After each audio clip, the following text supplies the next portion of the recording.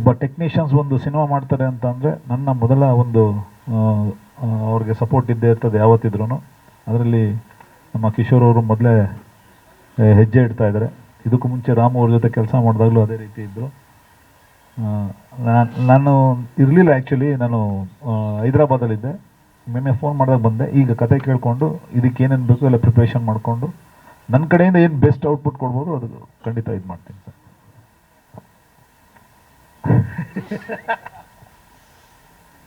ಎಲ್ಲ ತಾವುಗಳೇ ಬೆಳೆಸಿರೋದು ಸರ್, ಅಷ್ಟು ಬಿಟ್ಟರೆ ಇನ್ನೇನಿಲ್ಲ ಸರ್.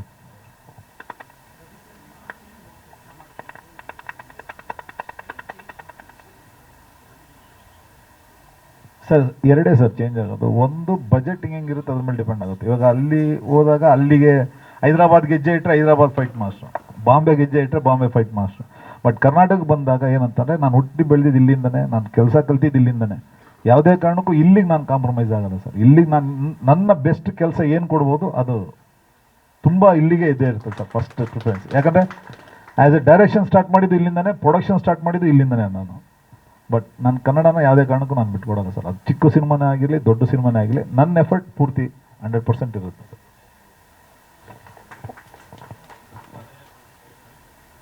ಖಂಡಿತ ಸರ್. ಈಗ ನನಗೂ ಈಗ ಸರ್ ನಾನು ಬಂದಾಗ ಬಿಗಿನಿಂಗಲ್ಲಿ ಹೊಸಬನೇ, ನನಗೂ ಅವಾಗಿದ್ದಂಥ ಎಲ್ಲ ಸೀನಿಯರ್ ಡೈರೆಕ್ಟರ್ಗಳು, ಸೀನಿಯರ್ ಪತ್ರಕರ್ತರು, ಆಡಿಯನ್ಸ್ ಎಲ್ಲರೂ ನನ್ನ ಜೊತೆಲಿ ಕರ್ಕೊಂಡು ಹೋಗಿದ್ದಕ್ಕೆ ನಾನು ಇಲ್ಲಿ ಗಂಟ ಬಂದಿರೋದು ಸರ್. ಯಾರೂ ಹುಟ್ಟನೇ ನಾವು ನಡ್ಕೊಂಡು ಹೋಗ್ಬಿಡಲ್ಲ, ಜೊತೆಲಿ ನನ್ನ ಕೈಲಾಗಿದ್ದು ನಾನು ಸರ್. ಇವರೇ ಅಂತಲ್ಲ ಸರ್, ಯಾರೇ ಬಂದರೂ ನನ್ನ ಕೈಲಿ ಏನಾಗುತ್ತೆ ನಾನು ಸಹಾಯ ಮಾಡ್ಕೊಂಡು ನಾನು ಕರ್ಕೊಂಡು ಹೋಗ್ತೀನಿ ಸರ್. ಹಾಂ ಸರ್, 100% ಸರ್.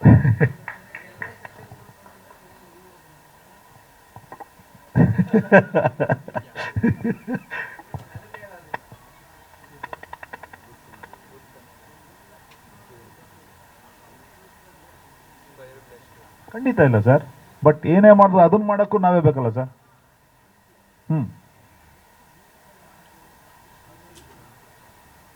ಹೌದು ಸರ್, ಏನು ಮಾಡೋಕ್ಕಲ್ಲ ಸರ್. ಇವಾಗ ಅವತ್ತೊಂದು ದಿವಸ ಸರ್ ಸ್ಟ್ರೀಮ್ ಎಡಿಟಿಂಗಲ್ಲಿ ನಾವು ಮಾಡ್ತಾ ಇದ್ವಿ. ಆಮೇಲೆ ಆ್ಯಬಿಡ್ ಬಂತು, ಇವಾಗ FCB ಬಂದಿದೆ. ಇವಾಗ ಏನಾಗಿದೆ, ಮೊಬೈಲಲ್ಲಿ ಎಡಿಟ್ ಮಾಡ್ತಾ ಇದ್ದಾರೆ ಸರ್ ಎಲ್ಲರೂ. ಬಟ್ ಕಾಲಕ್ಕೆ ಏನು ಬೇಕೋ ಅದನ್ನು ನಾವು ತೊಗೊಂಡೋಗ್ಬೇಕು ಅಷ್ಟೇ. ಬಟ್ ಆದ್ರೂ ನಾನು ಒಂದಂತ ಹೇಳಕ್ಕೆ ಇಷ್ಟಪಡ್ತೀನಿ ಸರ್, ಸಿನಿಮಾ ಥಿಯೇಟ್ರಲ್ಲಿ ನೋಡಿದ್ರೆ ಅದರ ಎಂಟರ್ಟೈನ್ಮೆಂಟ್ ಸರ್. ನಾವು ಮೊಬೈಲಲ್ಲಿ ನೋಡಿದ್ರೆ, ಮನೇಲಿ ಕೂತ್ಕೊಂಡು ನೋಡಿದ್ರೆ ಯಾವುದು ಸಿನಿಮಾ ಅಲ್ಲ ಸರ್. ನಾನೇ ಎಕ್ಸಾಂಪಲ್ ಸರ್, ಇವಾಗ ಮೊನ್ನೆ ಇವ್ರದ್ದು ರಾಜ್ಕುಮಾರ್ ಇರಾನಿ ಅವ್ರದ್ದು ಒಂದು ಪ್ರೊಡಕ್ಷನಲ್ಲಿ ಒಂದು ವೆಬ್ ಸೀರೀಸ್ ಬಂತು. ತುಂಬ ಅದ್ಭುತವಾದಂಥ ವೆಬ್ ಸೀರೀಸ್ ಸರ್. ಅದೇ ಥಿಯೇಟ್ರಲ್ಲಿ ರಿಲೀಸ್ ಆಗಿದೆ. ಇನ್ನೊಂದು ಮುನ್ನಾಬಾಯಿ ಥರ ಒಂದು ಸಕ್ಸಸ್ ಕಾಣೋ ಅಂತ ಒಂದು ಸಿನಿಮಾ ಅದು. ಆ ಥರ OTTಲಿ ಬಂದಿದೆ.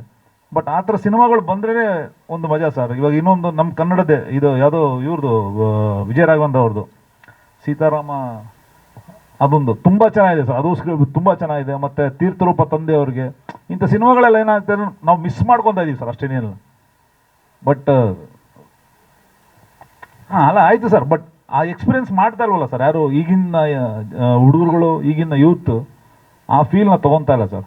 ಸರ್ ನಿಜವಲ್ಲೂ ನಾನೇ ಯಾವುದು ದಿಲ್ವಾಲೆ ದುಲ್ಹನಿಯಾ ಲೇ ಜಾಯೆಂಗೆ, ಇದು ಸಾರಿ ಆ ಸಿನಿಮಾನ ವೀರೇಶಲ್ಲಿ ಹೋಗಿ ನಾನು ಆಟೋ ಓಡಿಸ್ತಾ ಇದ್ದೆ ಸರ್. ಅವಾಗ ಆಟೋ ನಿಲ್ಸೋಕ್ಕೆ ಪಾರ್ಕಿಂಗ್ ಜಾಗ ಇರಲಿಲ್ಲ ನನಗೆ. ಅದೆಲ್ಲೋ ತೊಗೊಂಡೋಗಿ ಹಿಂದೆಗಡೆ ಆ ಕಡೆ ರೋಡಲ್ಲಿ ನಿಲ್ಲಿಸಿ ಆಮೇಲೆ ಓಡ್ ಬಂದು ಆ ಕ್ಯೂವಲ್ಲಿ ನಿಂತ್ಕೊಂಡು ಟಿಕೆಟ್ ತೊಗೊಂಡು ಹೋಗಿದ್ದು ಆ ಮಜಾನೇ ಬೇರೆ ಸರ್. ಅದು ನಮ್ಮ ತಂದೆ ಸಂಜಯ್ ಥಿಯೇಟ್ರಲ್ಲಿ ರಾಜ್ಕುಮಾರ್ ಅವ್ರ ಪಿಕ್ಚರ್ಗೆಲ್ಲ ಕರ್ಕೊಂಡು ಹೋಗ್ತಾ ಇದ್ದು. ಬಟ್ ಆ ಫೀಲೇ ಇವಾಗ ಎಲ್ಲೂ ನೋಡೋಕೆ ಆಗ್ತಾ ಇಲ್ಲ ಸರ್. ಅದು ಆ ಒಂದು ಮಜಾನೇ ಇಲ್ಲ.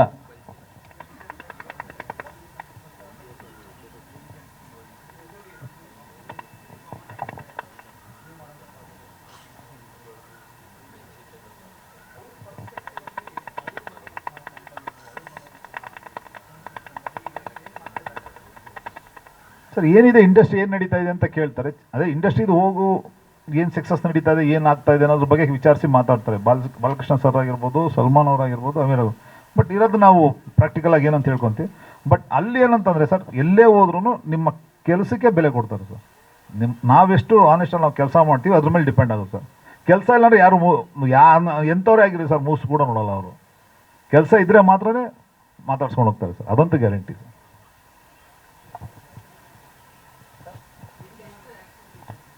ಇನ್ನೂ ಡಿಸ್ಕಷನ್ ಮಾಡ್ತಾ ಇದ್ದೀನಿ ಸರ್. ನನಗಿನ್ನೂ 5 ಇದೆಯಂತೆ ಸರ್, 5. ಬಟ್ ಆ್ಯಕ್ಷನ್ ಅನ್ನೋದಕ್ಕಿಂತ ಇವಾಗ ಲೇಡಿ ಓರಿಯೆಂಟೆಡ್ ನನಗೂ ಒಂದು ಹೊಸದಾಗಿ ಒಂದು ಅನುಭವ ಅಂತ ಹೇಳ್ಕೊಳಕ್ಕೆ ಇಷ್ಟಪಡ್ತೀನಿ. ನೋಡೋಣ ಖಂಡಿತ. ಬೆಸ್ಟ್ ನಾನು ಏನು ಕೊಡ್ಬೋದು ಅದು ಕೊಡ್ತೀನಿ ಸರ್ ಖಂಡಿತ.